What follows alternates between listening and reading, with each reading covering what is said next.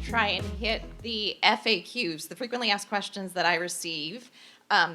If you go to the event's website and you look under speakers and you go to my picture and click on my picture, you will find a handout there on the website that you can print out. It has all of my FAQs and 3 major action steps.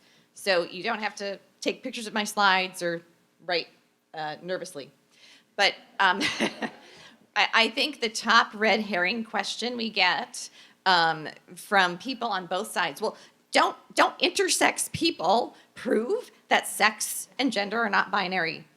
Okay, and we have to remember, intersex refers to conditions, and we're really talking about birth defects. In the medical language, these are called disorders of sex development. So they are very rare birth defects that affect the external genitalia, the external sex organs, due to genetic abnormalities. There are also some individuals, and if this is visible in babies, it occurs in only 2 out of every 10,000 births. Now, sometimes these genetic disorders are not discovered until later. For example, there are some individuals who will have a condition called testicular feminization, and that is not diagnosed until later. That is a case in which the individual's sex does not match their sex chromosomes. But again, it is a genetic disorder, exceedingly rare, and you can diagnose it. It's a medical condition. Has nothing to do with transgender belief. And we know these are disorders because every intersex condition is associated with reduced fertility. So it really is a birth defect, not an additional sex. So all the life sciences, whether you're talking about plants or animals, any living thing, all the life sciences define sex as binary because the definition is based on the role an organism plays in reproduction, meaning an organism either donates genetic material during reproduction or the organism receives genetic information during reproduction. In human beings, males donate sperm during the reproductive act, and females receive that sperm to conceive a child. So there is male or female. You either have the genetic material in a sperm or the genetic material in an egg. Only 2 choices. Right, a radical thought, right? Now, so our sex is a biological trait. It is determined by sex-determining genes on the sex chromosomes at fertilization. And because of this, every single cell in the body that has a nucleus, every single organ, every single cell, and every single organ has a sex and has the same sex. So it is literally impossible to be born in the wrong body. You cannot have a male brain trapped in a female body. You cannot have a female brain trapped in a male body. It is physically impossible. And furthermore, because sex is literally in our genes, drugs and surgery do not change your genes, do not change your genetics. So drugs and surgery cannot change your sex. What we saw from Billy's experience is that medications and surgeries can change your outer appearance slightly. They can even change your physiology slightly. But a man is still a man, even when he's on estrogen, and a woman is still a woman, even if she's on testosterone. You're not changing genetics. How about, what does gender identity mean, and how does it develop? So gender identity refers to recognizing whether we are male or female. And this awareness, like any other knowledge, develops over time. So that a child at age 3, if you give birth to a baby boy, most boys by age 3 will correctly say, I am a boy. By age 5, most boys will understand, I'm going to become a man. But it's not until age 7 that a boy will understand that sex is permanent. That, oh, that man just put on a dress and makeup, but he's not a woman. He's still a man. So this is why the drag queen story hours, gender bending books, social media, mainstream media, all the gender bending that is done, that's why it really is psychological abuse of children. Because you don't come out of the womb knowing what you are. You come out of the womb knowing, we have studies to show that babies can distinguish their mothers from other women, they can distinguish their fathers from other men, they can distinguish between male and female voices, but in terms of cognitive knowledge, am I a boy, am I a girl, you don't come out of the womb knowing that. Now, also on that slide, I point out there are at least 16 studies in the psychiatric literature going back to the late 1960s, between the 1960s and 1980s, there are at least 16 studies and case reports to prove that teenagers and adults who have transgender belief can come to embrace their bodies, can heal, can come to embrace their bodies with counseling alone.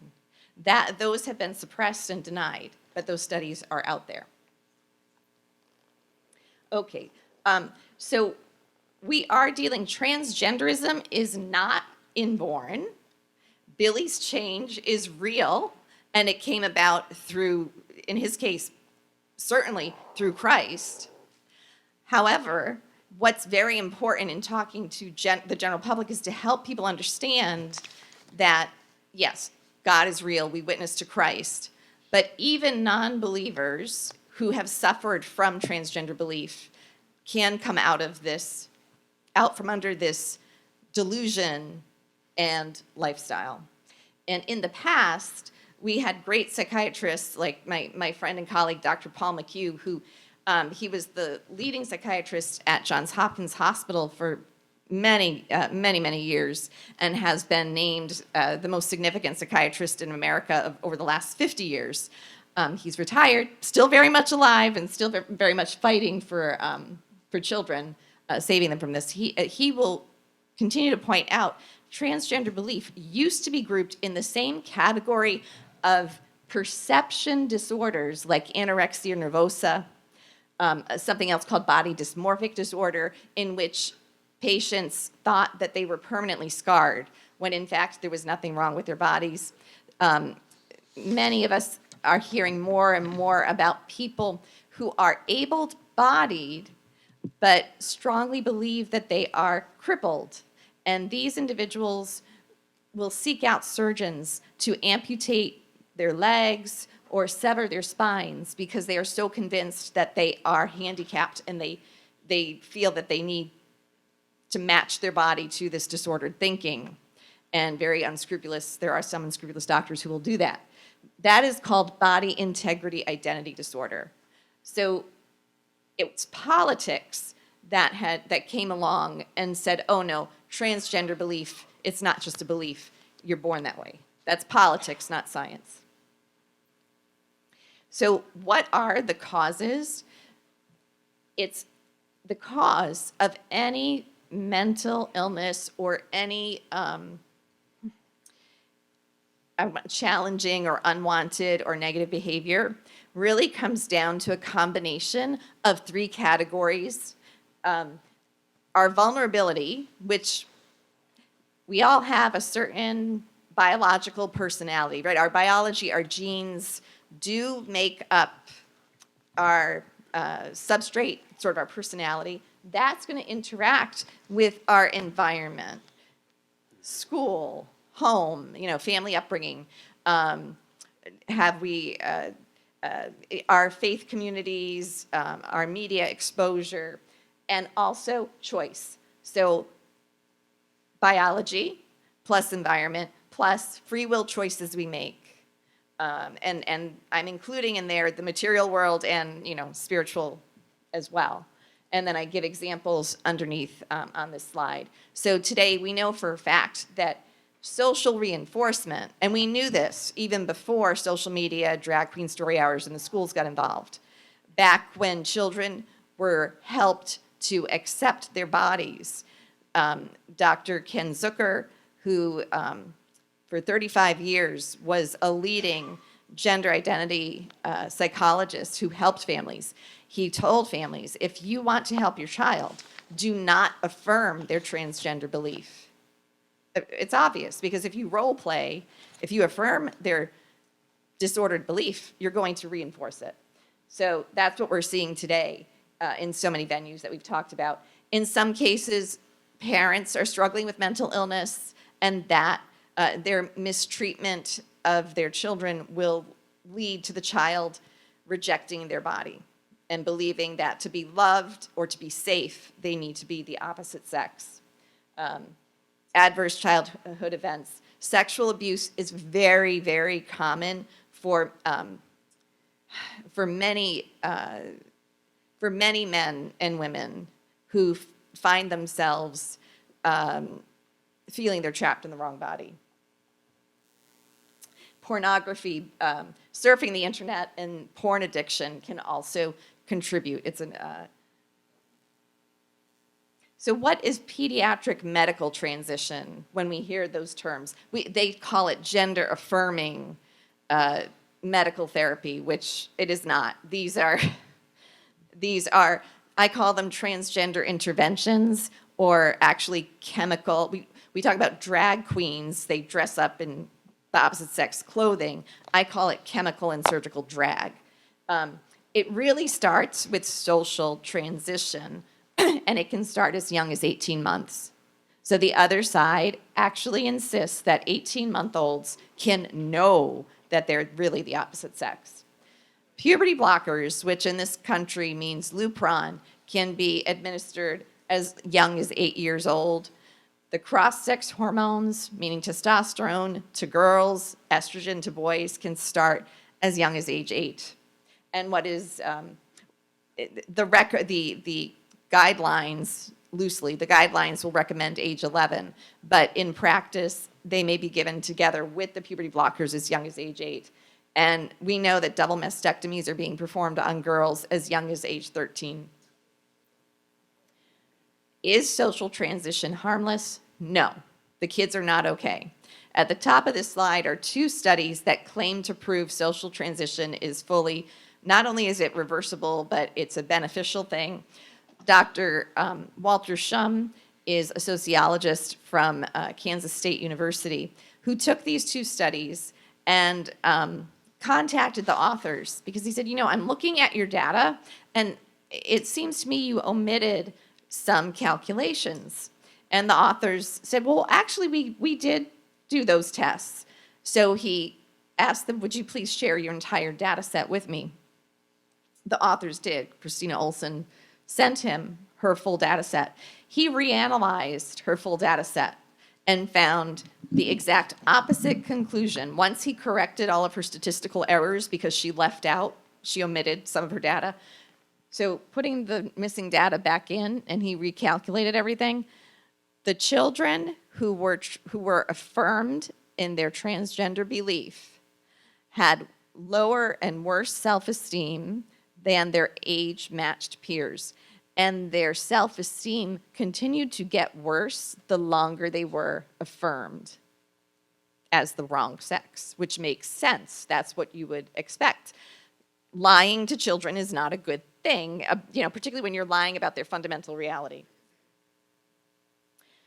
So when we lie to kids, reinforce this lie to children that they are trapped in the wrong body, and on top of it, put them on puberty blockers, we are stealing puberty from the children, and we're robbing them of this critical developmental stage during which most will change their minds. Because many of these children who are psychologically confused, when they see their bodies telling them the truth, going through their natural puberty, and if these children are loved through their natural puberty and accompanied through their natural puberty, they will get better.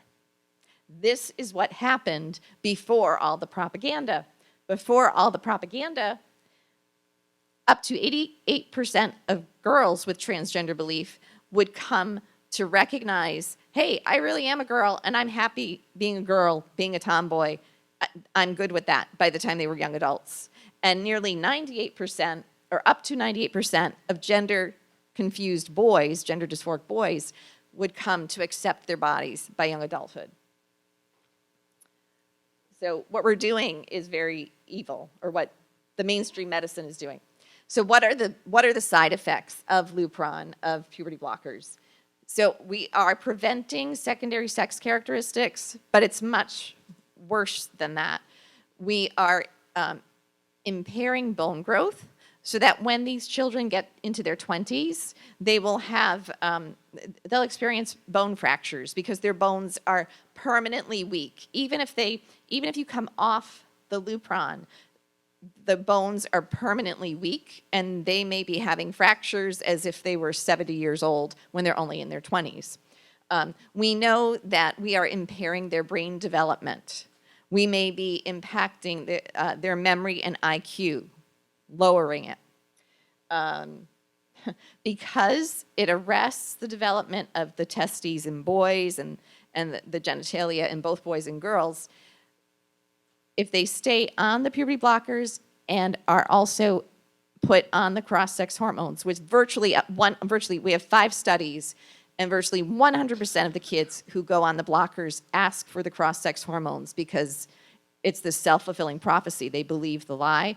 They are now permanently sterile, and they also cannot have normal sexual functioning as adults, which is, we have as we saw in previous presentations, the radical left is always pushing sexual pleasure as a child's right. With this medical protocol, when these children are medicated and then come to young adulthood, they are not only sterile, which is criminal, but they also cannot experience normal sexual function. When we give oral estrogen to males, we are to make them look more feminine. They are at risk of blood clots, strokes, high blood pressure, heart attacks, diabetes, cancer, emotional disturbances. Oh, in fact, speaking of emotional disturbances, the Lupron, we are always told by the other side that puberty blockers must be given to prevent suicide. If you read the package insert on Lupron, it says, watch for the emergence of new psychiatric disease. Warning, may cause anxiety and labile emotions. So there's a clear contradiction there because labile emotions and new psychiatric disease is what predisposes you to suicide. So too with estrogen. It causes emotional swings. Testosterone in females also causes aggression and emotional swings. Heart attacks, diabetes, liver disease, sleep apnea, cancers. We are turning our children, we are diseasing, mutilating, and sterilizing children. That's what it comes down to. So what about the suicide claim? It is true that children with transgender belief have an elevated risk for suicide. But guess what? Their elevated risk for suicide is in the same ballpark as the elevated risk for children with anorexia nervosa, depression, autism. So the way the activists talk, they talk as though transgender believing youth are way up here in their risk for suicide and that, nobody else can touch them. No. Transgender believing youth, their risk for suicide is the same as other youth at risk for suicide. And just as, when we treat suicide risk in other youth, we don't give them a prescription for hormones, right? We refer them for psychosocial evaluation, individual therapy, family therapy, and antidepressants and anti-anxiety meds. That's what we should be doing for children with transgender belief. They are no different. And if we look at the other side's so-called studies that, we just proved that the blockers and medications decrease suicide, this particular study by Jack Turbin, his own table 3 showed that the kids who were on puberty blockers, 45% of they had a higher rate of hospitalization than those who did not have the blockers. And I know we're running out. And the same thing. For surgeries, we now have 2 very large comprehensive studies out of Sweden to demonstrate that surgical intervention, transgender surgeries, do not improve psychological health in adults. Every child is born in the right body. Gaslighting, sterilizing, and mutilating children is evil. And as I said, please go to the events website, click on my picture, and there you will find all of the talking points, as well as several links to scientific references and your action steps, such as anyone and everyone here, if you have children, please homeschool your children. If you,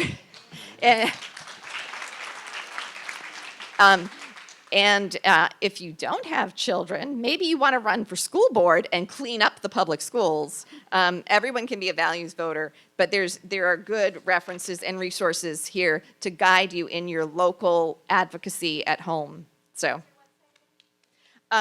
okay, so I have several. So I do advocates right now.